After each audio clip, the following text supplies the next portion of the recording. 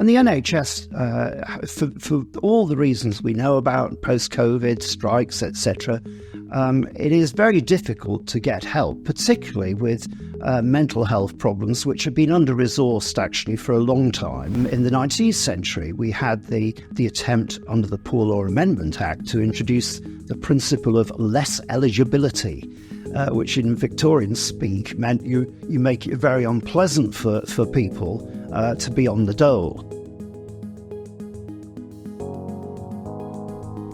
Prime Minister Rishi Sunak has announced a crackdown in disability benefits, claiming that the system is being too easily exploited.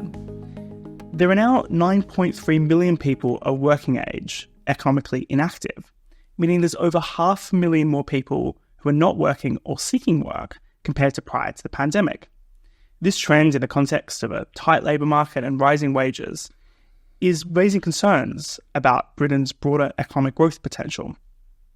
Welcome back to the IEA podcast. My name is Matthew Lesh, and I'm the IEA's Director of Public Policy and Communications. Each week, this podcast asks a tantalising question. Today's question: where are the missing workers? To discuss, I'm very excited to be joined by Professor Len Shackleton. He's an editorial and research fellow here at the IEA, as well as a professor at Buckingham University. He's written dozens of publications over the years on the labour market and labour economics. Welcome back to the podcast, Len. I'm glad to be here. Look, let's start a kind of, I suppose, a macro picture, because you do a kind of a monthly analysis of the UK labour market. I wonder where you currently think it's at. In some ways, the labour market is performing reasonably well. I think people have given their right arm for the low levels of unemployment which we have a few decades ago. That's on the positive side. There are vacancies. There are plenty of vacancies. We've still got a large number of vacancies than we had pre-COVID. But as you say, the problem at the moment is this rising level of inactivity. We shouldn't exaggerate this. I may say this is an interesting change, and the question why it's happened is worth exploring. But we still have a relatively high proportion of our working age population in employment or actively seeking work compared with many continental European countries. And compared to, I suppose, history as well? Oh, yeah. Of course, now we have a very large proportion of women who are economically active, whereas 20, 30 years ago, this just wasn't the case. So the focus then has been on the fact that, I suppose, the people out of work or out of employment, out of labour force, has jumped up since pre-COVID levels. There was this kind of trend up until 2019 of the labour force expanding. We've seen that to some extent really reverse. And a big focus has become on these 2.8 million people who are out of labour force due to long-term sickness. And we've heard a lot about this from Rishi Sunak, who's talking about Sick Note Britain. I suppose the question is, how big a concern should we be that there has been this kind of jump up in people, including in kind of younger cohorts of people who aren't in work because they're claiming sickness? Well, that's you put your finger on it a bit there, Matthew, because this rise has been particularly pronounced amongst younger people. And the problem, of course, is that these people are not going to be young forever. They're going to have 40 years of potential activity in the labour market. And once you're out of it, it's very difficult to sort of get back in it again. It requires a real effort of will to do so for people who are long-term sick or think they're long-term sick. And I suppose the kind of economic term that sometimes uses is scarring. It's once you kind of leave the workforce, for example, during a recession, you then kind of, what physically active people, maybe couched well or you just kind of lose the capacity and lose the rhythm of work, of getting up in the morning, of looking for a job, of trying to get a job. Now, I suppose somebody more sympathetic here might want to make a distinction. So there were genuinely unemployed people, there were genuine shirkers. And then on the other hand, long-term sickness might be something quite genuine. Even Rishi Sunak focuses in on mental health and anxiety and depression. Maybe there really is a kind of meaningful rise in anxiety and depression, and the answer to that is to support those people rather than to worry about false sick notes. Well, that's true. Clearly, there are people with genuine problems.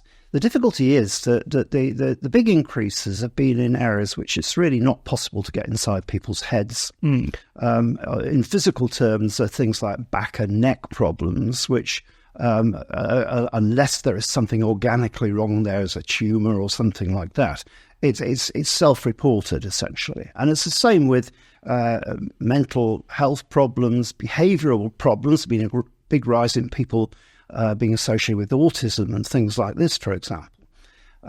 So there is an issue about how do you actually find whether these are genuine problems, how can they be helped, and so on. So it's not an easy thing to deal with. And I think some of the ideas which are being touted at the moment are just, a little bit naive. One thing I would say that has been ignored, I think, in much of this discussion is the role of drugs in this. Some of there's been published parliamentary constituencies which have very high levels of young people who are have mental health problems and so on. And these tend to be in areas like parts of Liverpool, for example, where drug culture is rife. And that needs, I think, some exploration, because clearly there's a high correlation between certain types of mental illness and heavy drug use. So that's something which has been largely ignored in this discussion.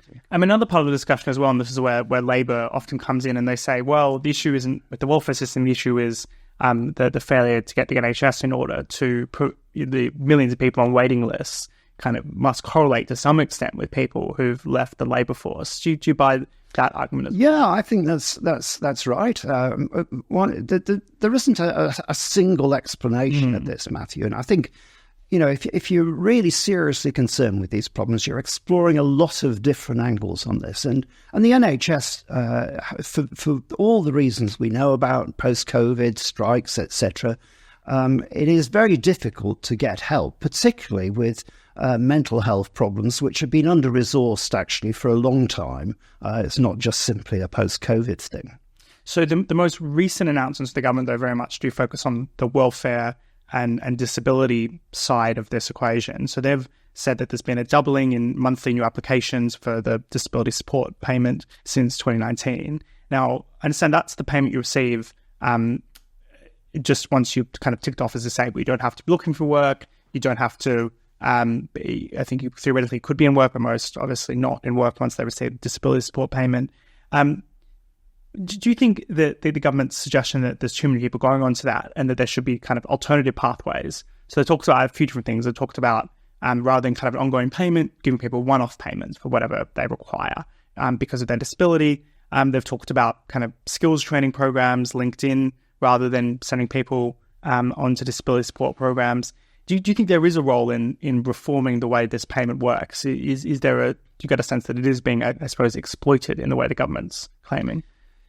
Well, it's possibly being consciously exploited by some people, but also, with the best of motives, people want to help people with problems like this. I think I mentioned before that my child, for example, who has just been diagnosed with type 1 diabetes, we've had pressure from the diabetic nurse to take disability living allowance for a child.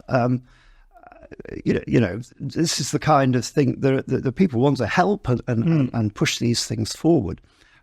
Whereas it may be that other forms of assistance are helpful. I'm not particularly impressed by one of the things which was suggested, which was giving vouchers rather than cash. The experience of the American food stamp program, for example, is that people sold these vouchers, these stamps, and spent the money on drugs. It doesn't make sense, I think, to go down this route, and it's a hugely bureaucratic arrangement as well. I'm interested in exploring how you think this kind of connects to this broader debate about the extent to which the welfare state should be there to help people, or whether welfare is something that's taken up by lazy people who should work instead. And this is obviously a very long-running contest. Of course, it's long-running. I mean, you can look back as far as the Tudor period when the settlement laws were passed, and this was an attempt to stop people claiming parish relief, moving to a parish and then becoming dependent on the local landowners who paid the parish rates. So you had these things which stopped people moving around precisely for this purpose. And of course, in the 19th century, we had the attempt under the Poor Law Amendment Act to introduce the principle of less eligibility, which in Victorian speak meant you make it very unpleasant for people to be on the dole and the workhouse and all this kind of stuff. And coming up to the 20th century, I was interested to learn recently that Lord Beveridge, who is a kind of secular saint on the left, Lord Beveridge in 1909 thought that people who were supported by the state on long-term benefits should have their civil rights taken away. They shouldn't be allowed to vote. And indeed, because he was a mad keen eugenicist, that they shouldn't be allowed to reproduce, to have children. An extreme position, perhaps, but it shows you that this idea of the deserving poor versus the undeserving poor has been around for centuries. It's not a new question which has just popped up on Rishi Sunak's desk. I suppose the question then becomes, how do we make that distinction? Is it a distinction that's possible to make? Because I think there's the deserving poor and the undeserving poor. I suppose another one here as well, and this was the whole point of universal credit, which is you want an incentive for people to work. You don't want people to get trapped in welfare or the safety net.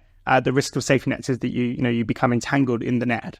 And the whole point of universal credit was to say, you're going to create an incentive for people to work so that you don't suddenly lose payments when your income steps up and get taxed so much that you're better not to work. So just kind of like changing the incentive structure seems to be quite important and quite worthwhile to me. And it seemed to kind of be working to some extent, and then that's all kind of gone away. It doesn't seem to be you've also seen a huge increase in universal credit applications, and this idea that we're in work benefits are subsidizing low pay. And I don't know if that's a true claim, but there does seem to be this kind of like this tension at the heart here. Yes, and again, this has been around for a very long time. Historians will tell you about the Speenhamland system of poor law relief in Berkshire in the first in-work benefit payment in the world. That's right. Yeah, and that was abused. And certainly this idea is one which is around today. I mean, I think one of the problems with this, with discerning who is genuine need and so on, it's a kind of cultural thing. Our culture has changed dramatically. We now are soft and cuddly. In the 19th century, they were hard and brutal. Have we gone too far in the direction of soft and cuddly?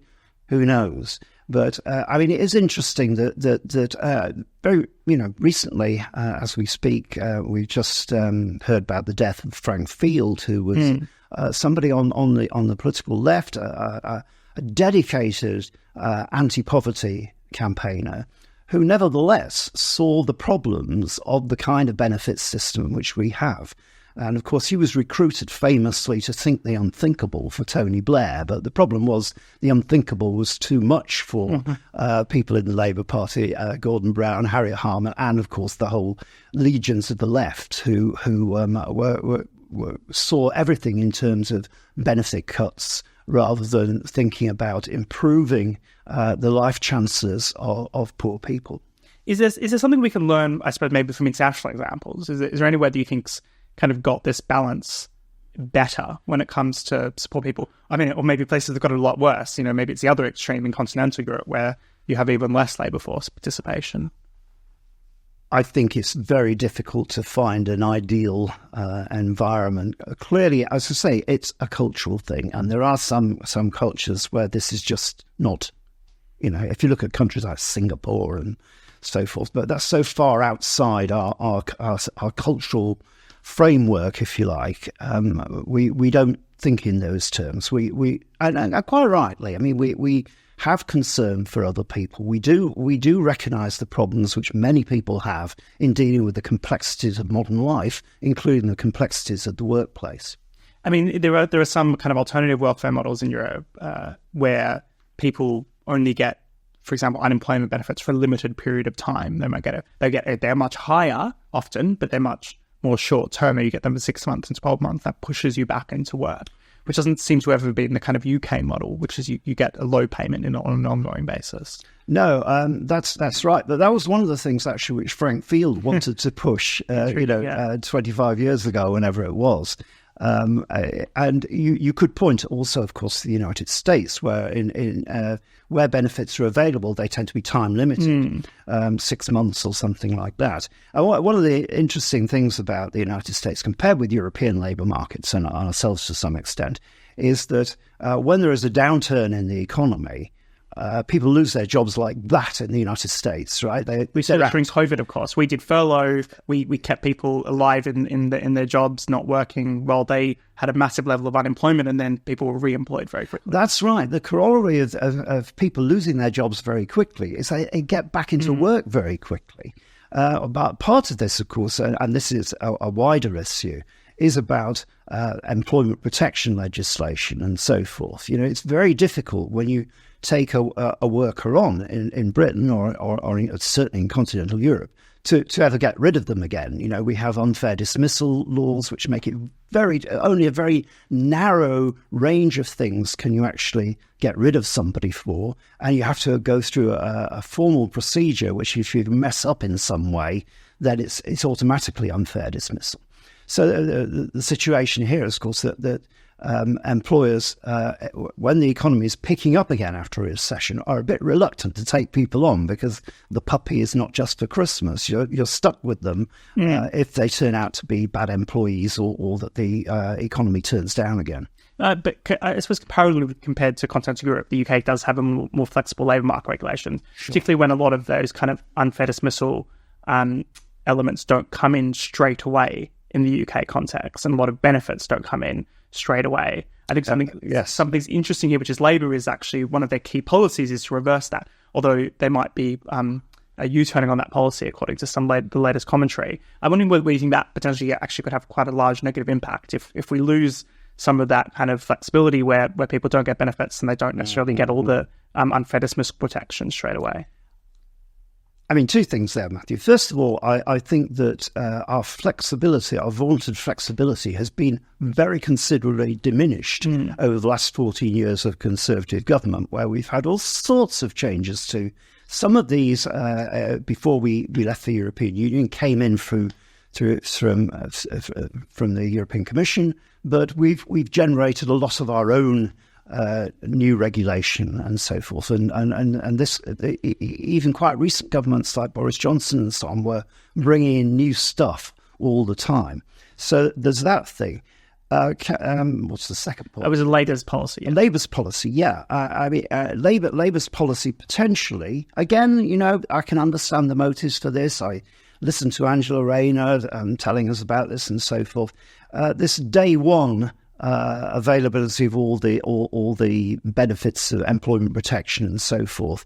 I think that is, there will be unintended consequences from this. And say, if there's a downturn in the economy and you know that taking on extra workers is going to land you with difficulties right from the get-go on the first day of their employment, they'll be able to request changes to their work patterns and all this kind of stuff. If you don't agree to this, then bang, you're in front of the tribunal. That is the kind of problem which we may have. This is a whole range of other issues, of course, Matthew.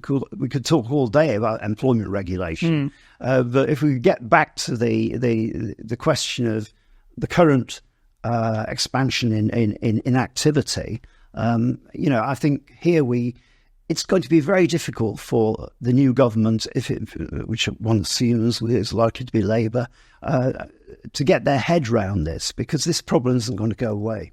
I suppose as well, if labour market reforms potentially could help get some of those people back into work, but they'd have to be liberalising reforms to get rid of some of the additional burdens on employment, which doesn't seem to be the direction. Yeah. I wanted to just get your thoughts on the longer term trends here. So there were some recent projections from the Department of Work and Pensions that the number of people claiming working age benefits could increase from currently around 2.8 million to 3.96 million by 28-29. Now that seems like a huge, potential kind of liability that we're facing here in terms of welfare. But there's also the point here that, a well-functioning economy does need workers, and we have these ongoing worker shortages that potentially then also slow down our economy. I'm wondering how worried we should be. So accepting that this is like maybe a wicked problem, perhaps, a very difficult to solve problem in terms of people going on to welfare. It does seem like the consequences of that